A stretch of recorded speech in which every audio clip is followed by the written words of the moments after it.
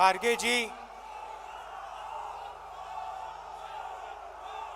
सोनिया गांधी जी, भूपेश बघेल जी, केसी वेणुगोपाल जी,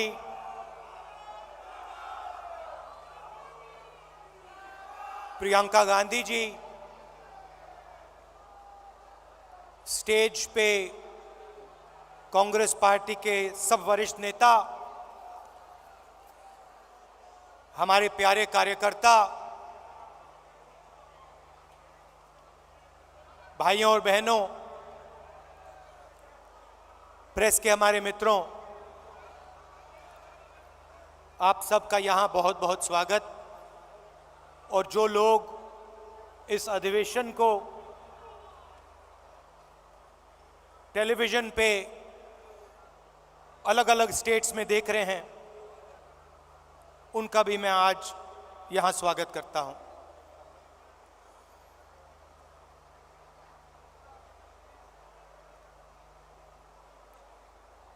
चार महीने कन्याकुमारी से श्रीनगर तक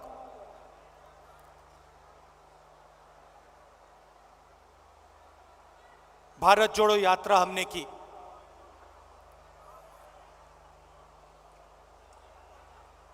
वीडियो में आपने मेरा चेहरा देखा, मगर हमारे साथ लाखों लोग चले थे। हर स्टेट में चले, बारिश में, गर्मी में, बर्फ में, एक साथ हम सब चले।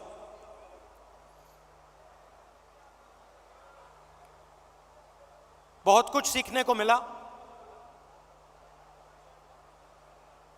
अभी जब मैं वीडियो देख रहा था, मुझे बातें याद आ रही थी।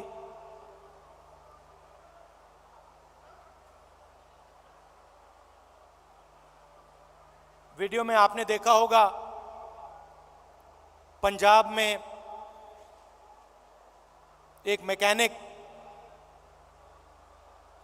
आकर मुझसे मिला।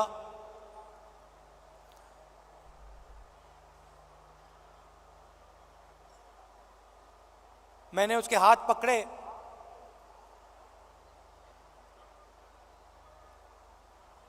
और सालों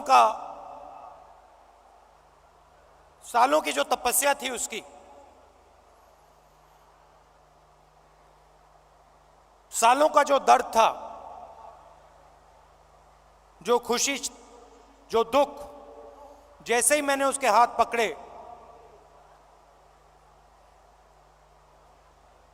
हाथों से मैंने बात पहचानी।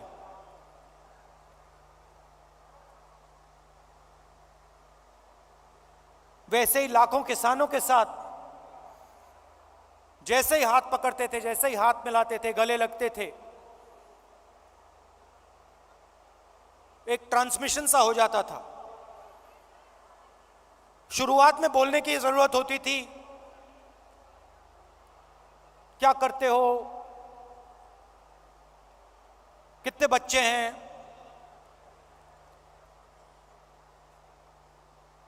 क्या मुश्किलें हैं। ये एक डेढ़ महीना चला, उसके बाद बोलने की जरूरत नहीं होती थी।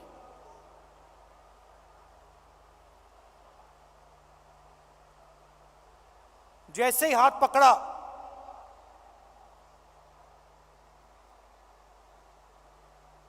गले लगे,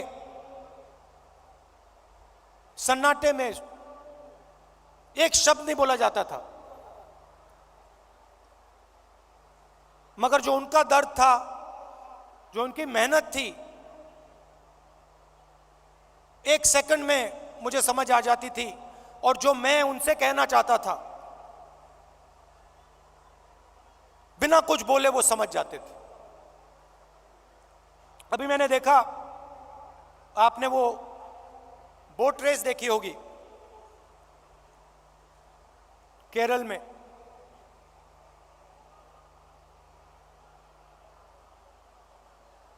उस समय जब मैं बोट में बैठा था,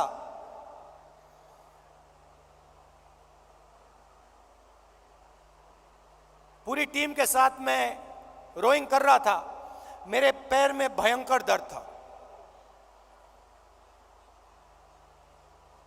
मैं उस फोटो में मुस्कुरा रहा हूं, मगर मेरे दिल के अंदर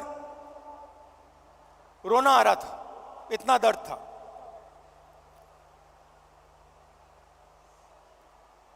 मैंने यात्रा शुरू की,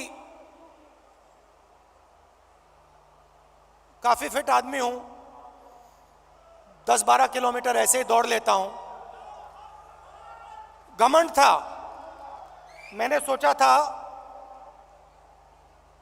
10-12 किलोमीटर चल लेता हूं तो 20-25 किलोमीटर चलने में क्या बड़ी बात है।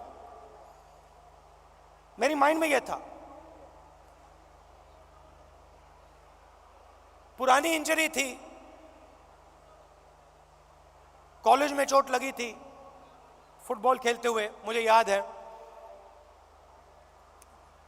मैं दौड़ रहा था, मेरे दोस्त ने पीछे से अड़ंगी मार दी और घुटने में चोट लगी।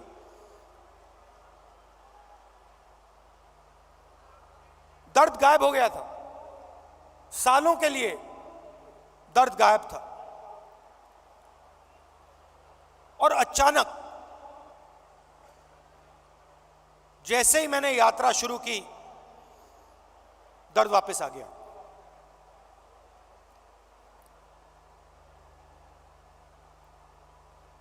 आप मेरे परिवार हो तो मैं कह सकता हूं आपसे, सुबह उठता था, सोचता था कैसे चला जाए, और फिर उसके बाद सोचता था कि भाई 25 किलोमीटर नहीं, 3,500 चलने, केरला की बात है, 3,500 किलोमीटर चलने हैं, कैसे चलूंगा।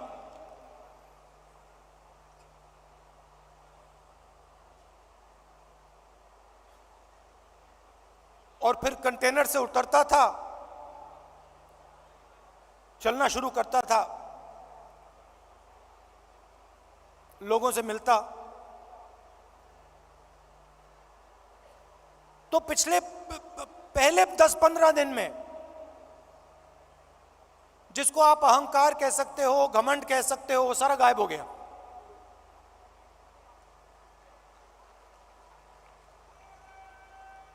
क्यों गायब हुआ?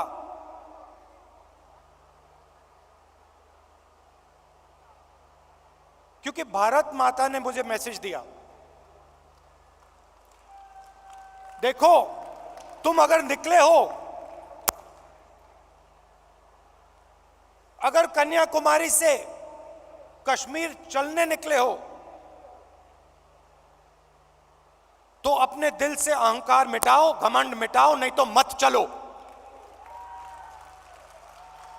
और मुझे ये बात सुननी पड़ी,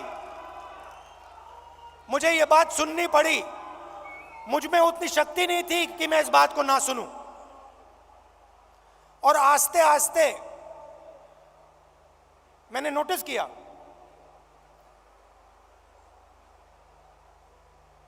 मेरी आवाज चुप होती गई।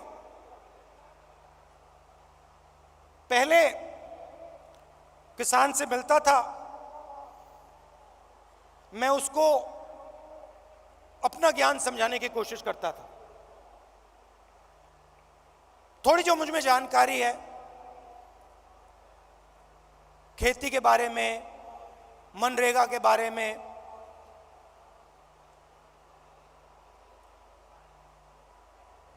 फर्टिलाइजर के बारे में, मैं कहने की कोशिश करता था।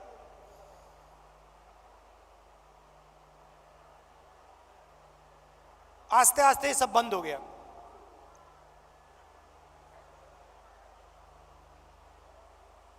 शांति सी आ गई।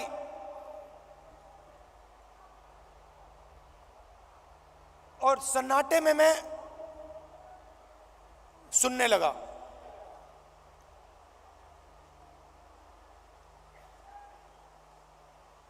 ये आस्ते आस्ते आस्ते आस्ते ये बदलाव आया। और जब मैं जम्मू कश्मीर पहुंचा,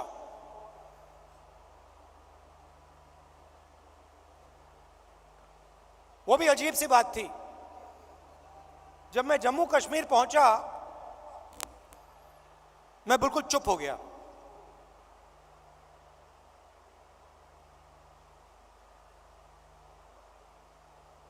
कह लो जैसे मेडिटेशन करता है प्रियंका और मैं, विपासना करते हैं, वैसी बात हो गई कि बिल्कुल चुप हो गया मैं।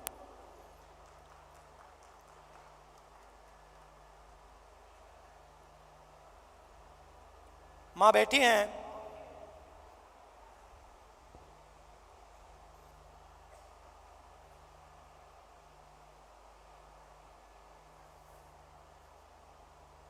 मैं छोटा सा था, 1977 की बात है।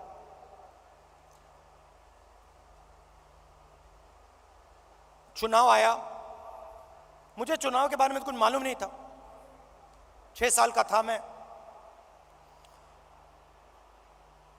एक दिन घर में अजीब सा माहौल था। मैं मां के पास गया, बैठी हुई हैं, इधर नहीं देख रही हैं।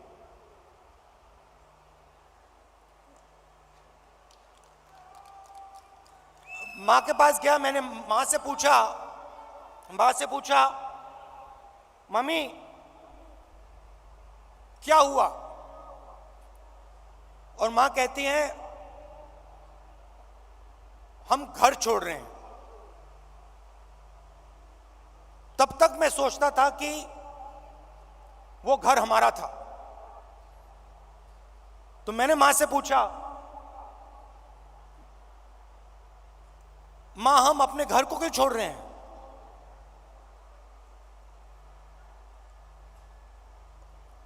और पहली बार मां ने मुझे बताया कि राहुल ये हमारा घर नहीं है,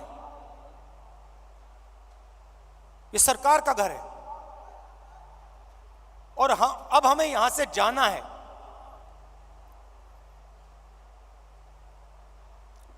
मैंने मां से पूछा, मां कहां जाना है? कहती है नहीं मालूम।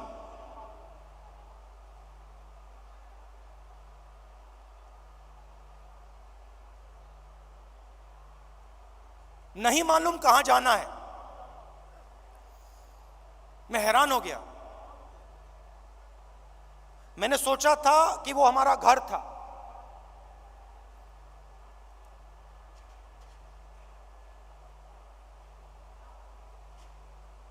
बावन साल हो गए,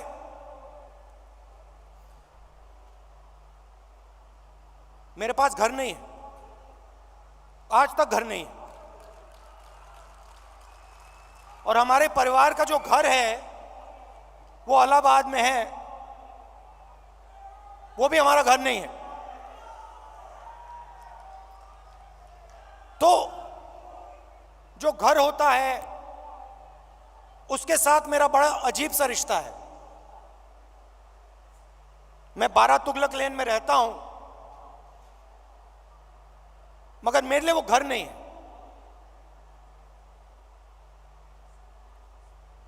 तो जब मैं निकला,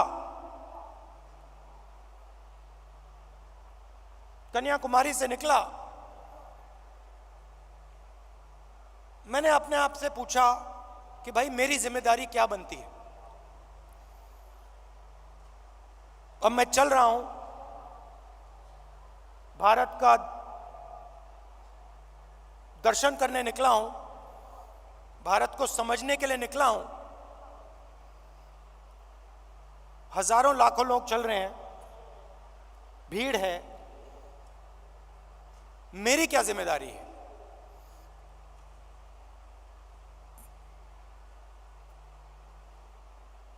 मैंने थोड़ी देर सोचा और फिर मेरे दिमाग में एक आइडिया आया।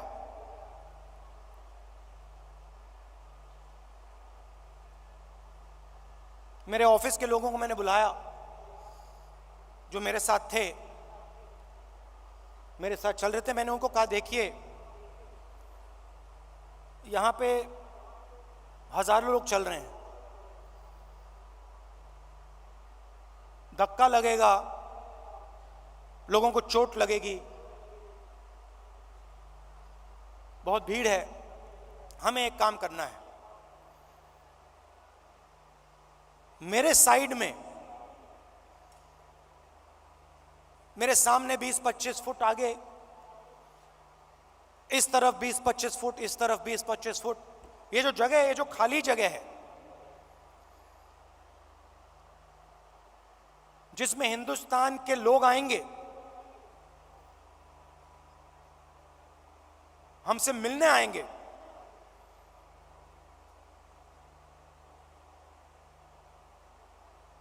अगले 4 महीने के लिए वो हमारा घर है। मतलब ये घर हमारे साथ चलेगा। सुबह 6 बजे से शाम 7 बजे तक ये घर हमारे साथ चलेगा। और मैंने सबसे कहा देखिए इस घर में जो भी आएगा, अमीर हो गरीब हो,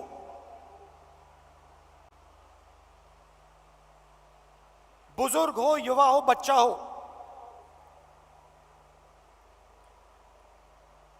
किसी भी धर्म का हो, किसी भी स्टेट का हो, हिंदुस्तान से बाहर का हो,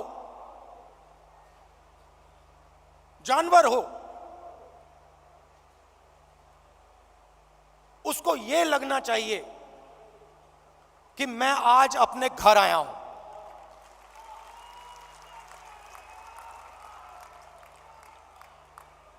और जब वो यहां से जाए उसे लगना चाहिए कि मैं अपने घर को छोड़ के जा रहा हूं। छोटा सा आइडिया था, मगर इसकी गहराई मुझे तब नहीं समझ आई। जैसे ही मैंने यह किया,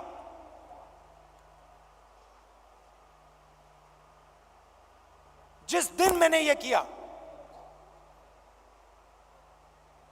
उस दिन यात्रा बदल गई, जादू से बदल गई।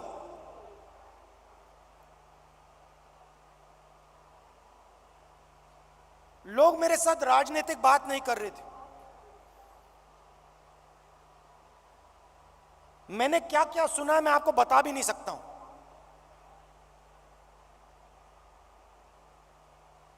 हिंदुस्तान की महिलाओं ने मुझे क्या कहा है इस देश के बारे में, मैं आपको बता नहीं सकता हूं।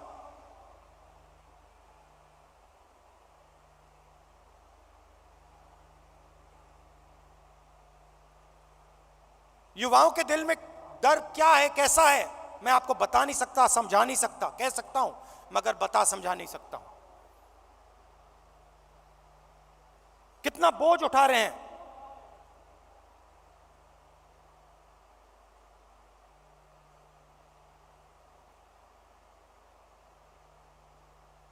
तो बिल्कुल रिश्ता बदल गया। एक उदाहरण देता हूं, पता नहीं आपने शायद नहीं देखा। चल रहे थे हम सुबह सुबह,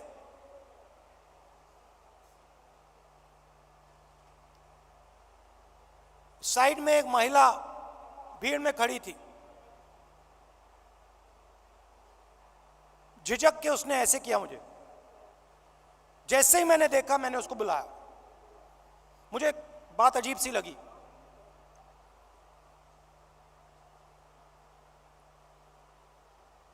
मेरे पास आई, मैंने हाथ पकड़ा, मुझे एकदम मालूम पड़ गया कि कुछ ना कुछ गलत है। जैसे मैं प्रियंका का हाथ पकड़ता हूं वैसे मैंने उसका हाथ पकड़ा था, कोई फर्क नहीं। मैंने सोचा उस समय सोचा ये मेरी बहन नहीं है, ये मैं क्या कर रहा हूं? जो मेरा प्यार मेरी बहन के लिए है मैं इसको कैसे दे रहा हूं? अजीब सा लगा।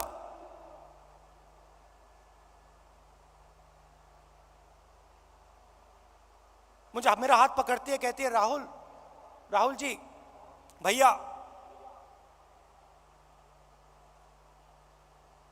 मैं आपसे मिलने आई हूं।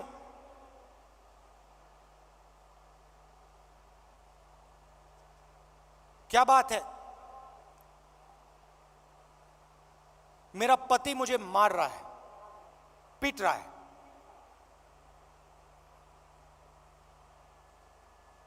मैंने कहा कब?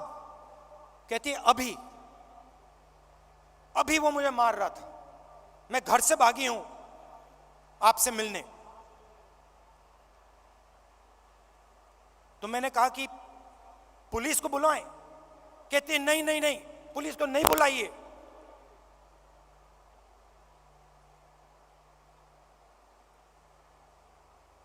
फिर मुझे कहती है अब मैं जा रही हूं वापस, फिर से पिटने जा रही हूं।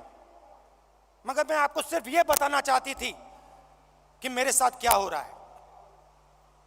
ये महिला अकेली नहीं है, ऐसी लाखों करोड़ों महिलाएं इस देश में। तो ये सब मुझे सुनने को मिला, और इस घर को हम आस्ते आस्ते आस्ते जम्मू कश्मीर तक ले गए।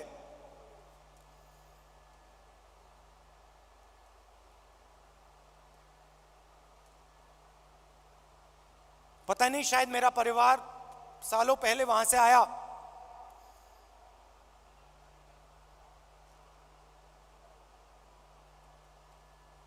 मैंने सोचा कि अजीब सी बात है, कन्याकुमारी से कश्मीर तक मैं ये इस छोटे से घर को ले जा रहा हूं, और यहां मुझे लग रहा है कि मैं वापस अपने घर जा रहा हूं।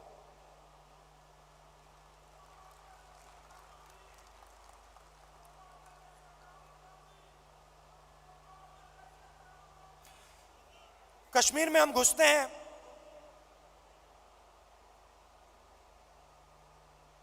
वैली से पहले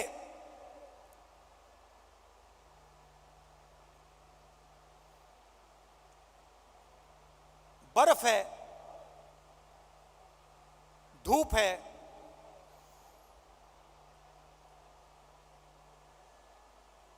जैसे आज,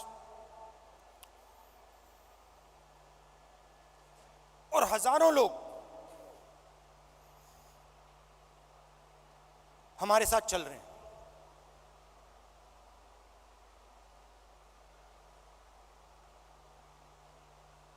एक लड़का आता है मेरे पास, मेरे साथ चलता है और मुझसे कहता है राहुल जी मैं आपसे एक सवाल पूछना चाहता हूं। मैंने कहा क्या? कहता है राहुल जी जब कश्मीर के लोगों को दुख होता है, जब हमारे दिल में चोट लगती है,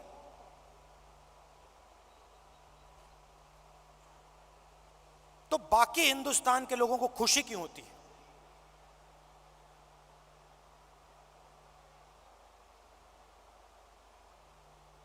मैंने कहा गलतफहमी में हो, ऐसी कोई बात नहीं है। मैं कन्याकुमारी से यहां तक आया हूं, मैं दावा देके कह सकता हूं कि करोड़ों लोगों के दिल में यह भावना नहीं है। करोड़ों लोग हर हिंदुस्तानी के दर्द के साथ, हर हिंदुस्तानी के साथ खड़े हैं। चुने हुए लोग हैं, मैंने कहा चुने हुए लोग हैं जो खुश होते हैं।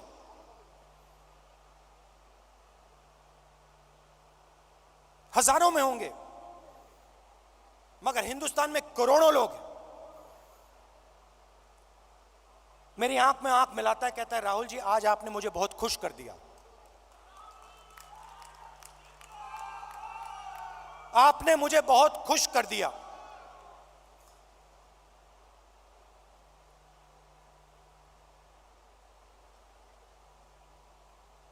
बातचीत करते हुए मैं देख रहा था चारों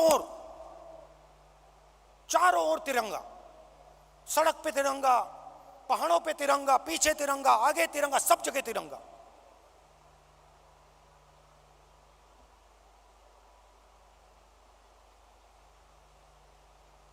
फिर हम वैली में घुसे। वैली में घुसते हैं,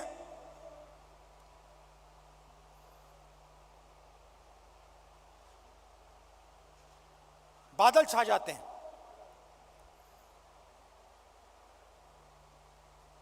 धूप गायब हो जाती है, और जैसे ही हम घुसते हैं, पुलिस वालों ने हमें कहा था कि 2000 लोग आएंगे।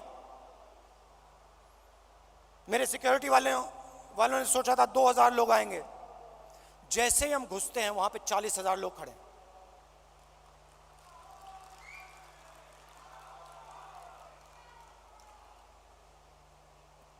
जैसे ही पुलिस वालों ने 40,000 लोगों को देखा, रस्सी छोड़ के भाग गए।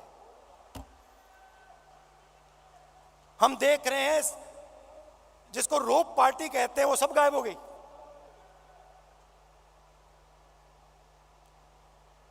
सब गायब हो गई।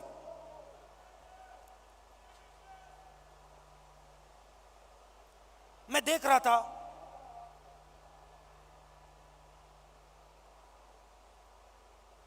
हिंदुस्तान के सबसे टेररिस्ट इन्फेस्टेड जिले में जहां भी आप देखो, तिरंगा तिरंगा तिरंगा तिरंगा तिरंगा, सब जगह। कौन उठाए थे तिरंगा? हमारे पास सिर्फ 125 यात्री थे। कश्मीर के लोग तिरंगा उठाए थे। एक ने नहीं उठाया था, हजारों ने उठा रखा था। और यही कहानी पूरे कश्मीर में, अनंतनाग, पुलवामा, जिसको टेररिस्ट इन्फेक्टेड डिस्ट्रिक्ट कहा जाता है, हर डिस्ट्रिक्ट में पहाड़ों पे, सड़क पे, आगे पीछे तिरंगा। किसके हाथ में? कश्मीरी युवाओं के हाथ में।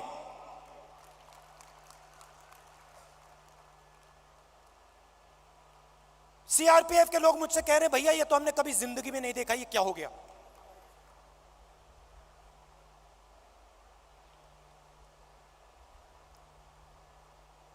फिर मैं आया, पार्लियामेंट में मैंने प्रधानमंत्री जी का भाषण सुना।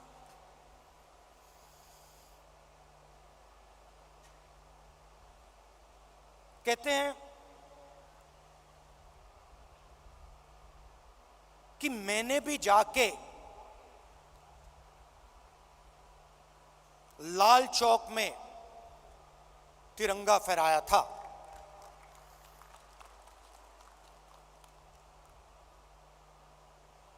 मैं सुन रहा था, मैंने सोचा, देखिए, हिंदुस्तान के प्रधानमंत्री को बात समझ नहीं आई, बात समझ नहीं आई।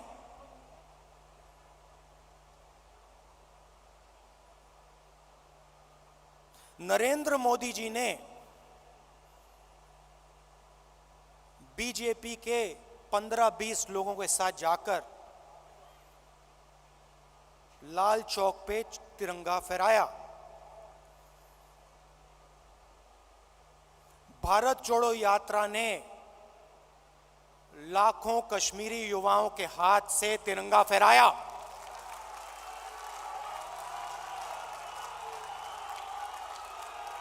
प्रधानमंत्री को फर्क नहीं समझ आया। हमने हिंदुस्तान की भावना, इस झंडे की भावना जम्मू कश्मीर के युवाओं के अंदर डाल दी। आपने अपने झंडे की भावना जम्मू कश्मीर के युवाओं से छीन ली।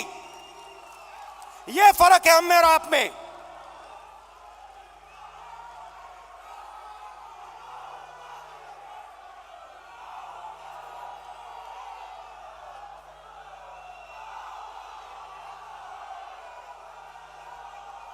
ये जो झंडा है, ये जो तिरंगा है, ये दिल की भावना है, ये दिल के अंदर से आती है। हमने इस भावना को कश्मीर के युवाओं के दिल के अंदर जगाया। हमने उनसे नहीं कहा कि भैया तुम्हें तिरंगा लहराना है, तुम्हें तिरंगा उठा के चलना है, नहीं, किसी से नहीं कहा। अपने आप आए, हजारों लाखों आए और अपने हाथ में तिरंगा उठा के चले। क्यों चले? मैं आपको बताता हूं। कश्मीरी युवा ने मुझे कहा, मुझे कहता है राहुल जी आज मैं आपके साथ तिरंगा लिए चल रहा हूं। जानते हो क्यों? मैंने कहा क्यों? कहते क्योंकि आपने हम पर और मुझ पर भरोसा किया है। आपने अपना दिल हमारे लिए खोला है और हम अपना दिल आपके लिए खोलेंगे।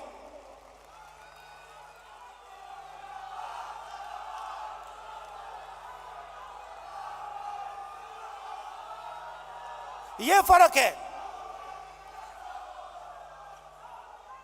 हिंदुस्तान एक भावना है, एक सोचने का तरीका है, इज्जत है, आदर है, मोहब्बत है। और ये जो झंडा है, जो तिरंगा है, इसका इस भावना का ये चिन्ह है। और भारत जोड़ो यात्रा ने इस भावना को पूरे देश में फैलाया है। और यह काम राहुल गांधी ने नहीं किया है, यह काम कांग्रेस के कार्यकर्ता ने किया है, कांग्रेस के नेताओं ने किया है, हिंदुस्तान की जनता ने किया है।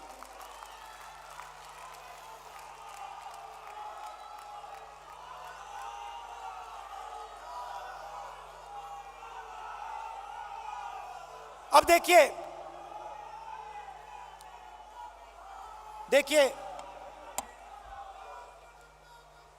सरकार की सोच के बारे में आज आपको बताना चाहता हूं। कुछ दिन पहले इंटरव्यू में एक मंत्री ने कहा कि चाइना की इकोनॉमी हिंदुस्तान की इकोनॉमी से बड़ी है, तो हम उनसे कैसे लड़ सकते हैं। चाइना की इकोनॉमी हिंदुस्तान की इकोनॉमी से बड़ी है, तो हम उनसे कैसे लड़ सकते हैं।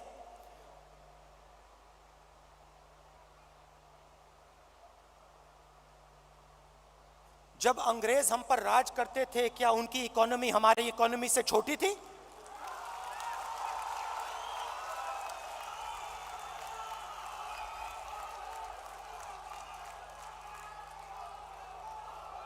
लड़ाई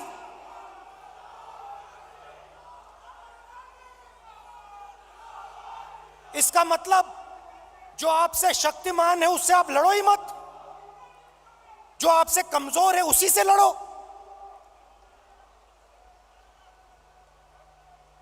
इसको कायरता कहा जाता है।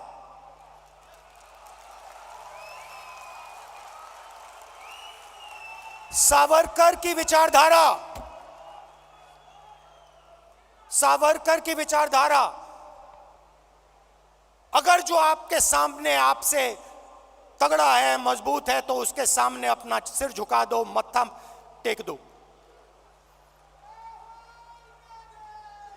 हिंदुस्तान के मंत्री कह रहे हैं, हिंदुस्तान का मंत्री चाइना से कह रहा है कि आपकी इकोनॉमी हमसे बड़ी है, तो हम आपके सामने खड़े नहीं हो सकते हैं। इसको क्या नेशनलिज्म कहते हैं? इसको देशभक्ति कहते हैं क्या? ये कौन सी देशभक्ति है? ये कौन सी देशभक्ति है? जो आपसे कमजोर है उसको आप मारो, और जो आपसे मजबूत है उसके सामने आप झुक जाओ। शब्द है इसके लिए।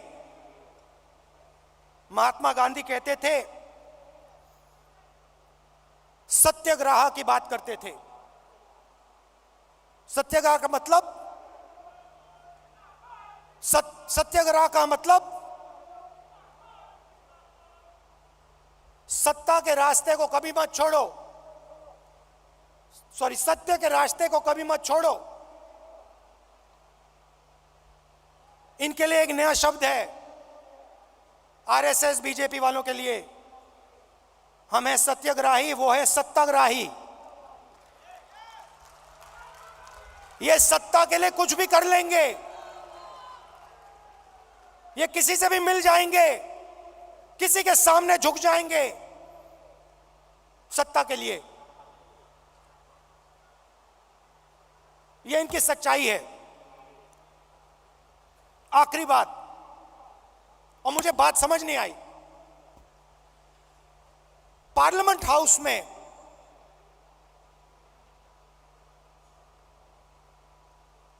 मैंने एक उद्योगपति पे आक्रमण किया, अदानी जी पे मैंने आक्रमण किया। मैंने कहा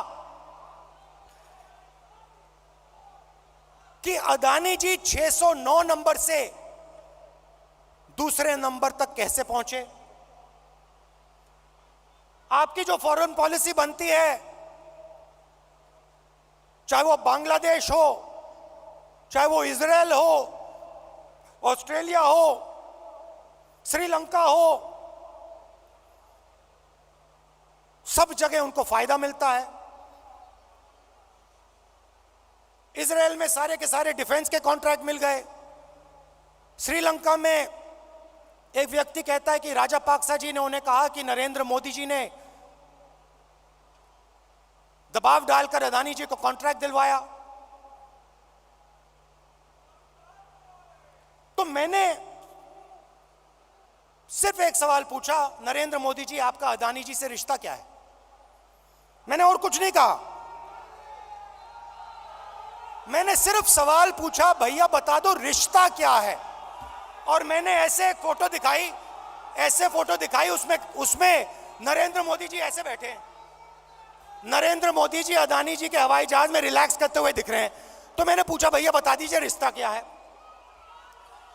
अब आपने नोटिस किया होगा कि पूरी की पूरी सरकार, सारे के सारे मंत्री अदानी जी की रक्षा करने लग गए।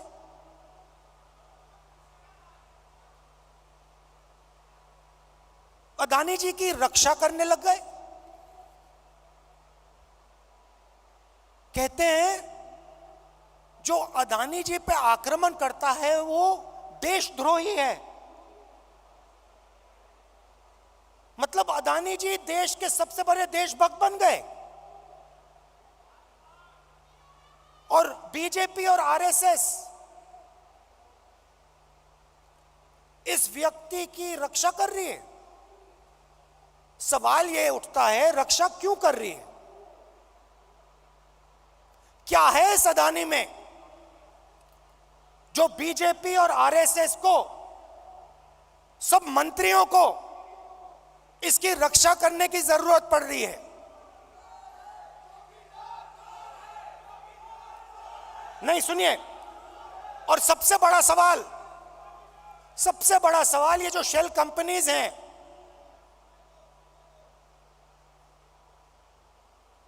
जो हजारों करोड़ रुपया हिंदुस्तान भेज रही हैं, ये किसकी हैं? इसमें किसका पैसा है? अदानी जी डिफेंस इंडस्ट्री में काम करते हैं, डिफेंस इंडस्ट्री में काम करते हैं, और हिंदुस्तान की सरकार को यह भी नहीं मालूम कि अदानी जी की शेल कंपनी है बाहर। इसमें इन्वेस्टिगेशन क्यों नहीं हो रहा? जेपीसी क्यों नहीं हो रही? डिफेंस का मामला है, देश की रक्षा का मामला है, पता तो लगाना चाहिए ये पैसा किसका है, शेल कंपनीज किसकी हैं, मगर नहीं।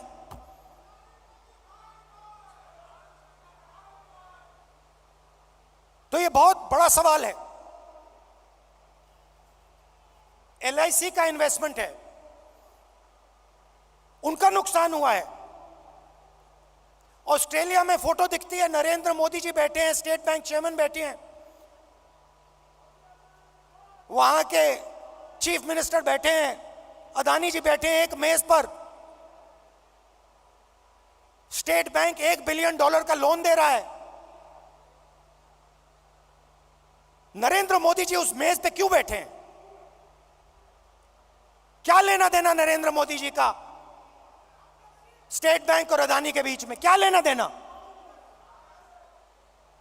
तो ये सवाल हैं, और ये सवाल मैंने पूछे, नरेंद्र मोदी जी से पूछे, बहुत सीधा जवाब था, कोई रिश्ता नहीं है। सिंपल सा जवाब था। हमने पूछा रिश्ता क्या है, नरेंद्र मोदी जी कह सकते थे कोई रिश्ता नहीं।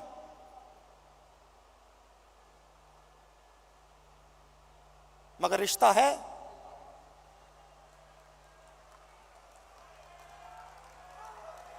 रिश्ता है। भाइयों और बहनों,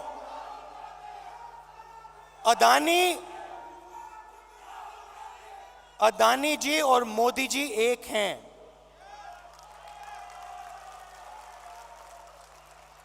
एक हैं। और देश का पूरा धन एक व्यक्ति के हाथ में जा रहा है। Airport, ports, defence, infrastructure, storage, agricultural storage, सेब, हिमाचल प्रदेश में सेब, कश्मीर में सेब, पूरा का पूरा धन एक व्यक्ति के हाथ में जा रहा है। और जब हम प्रधानमंत्री से पूछते हैं ये 609 से 2 कैसे पहुंचा, बस ये बता दीजिए रिश्ता क्या है, हमारी पूरी की पूरी स्पीच एक्सपंज हो जाती है। खारगे जी की पूरी स्पीच एक्सपंज हो जाती है। अदानी जी के बारे में हिंदुस्तान के पार्लियामेंट हाउस में सवाल नहीं पूछा जा सकता है। हम पूछेंगे, एक बार नहीं, हजारों बार पूछेंगे, रुकेंगे नहीं। जब तक सच्चाई नहीं निकलेगी, अदानी जी की सच्चाई नहीं निकलेगी, तब तक हम नहीं रुकेंगे।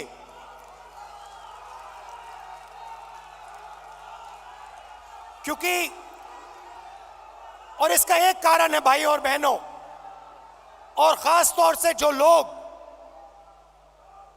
अदानी जी की कंपनी में काम करते हैं, उनसे मैं कहना चाहता हूं, ये आपकी जो कंपनी है,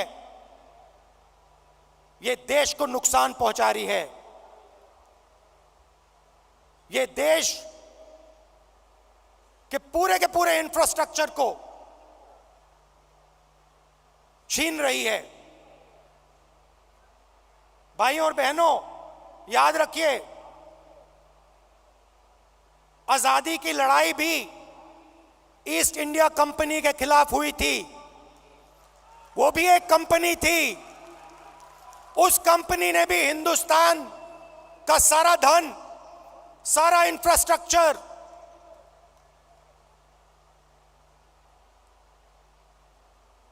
पोर्ट्स, सारा का सारा उठा लिया था। इतिहास रिपीट हो रहा है। इतिहास रिपीट हो रहा है। ये देश के खिलाफ काम हो रहा है, और अगर देश के खिलाफ काम होगा तो कांग्रेस पार्टी खड़ी हो जाएगी, लड़ जाएगी।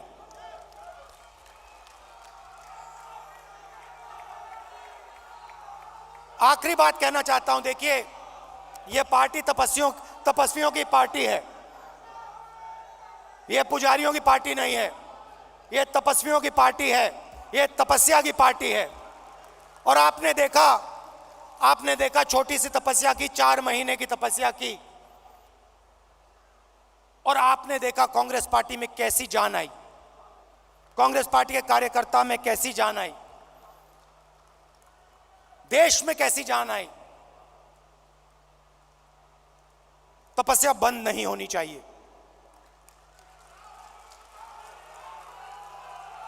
तपस्या बंद नहीं होनी चाहिए।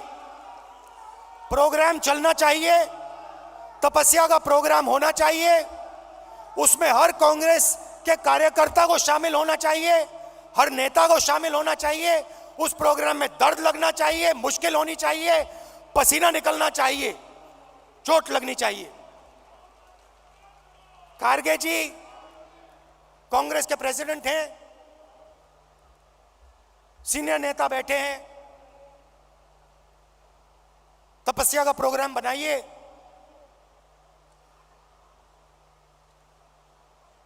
हम सब मिलकर तपस्या में शामिल होंगे, अपना खून अपना पसीना इस देश को देंगे। और जैसे मैं आपको गारंटी देता हूं, जैसे ही हम तपस्या में खड़े हो जाएंगे, पूरा का पूरा हिंदुस्तान हमारे साथ तपस्या में खड़ा हो जाएगा, क्योंकि यह देश तपस्वियों का है।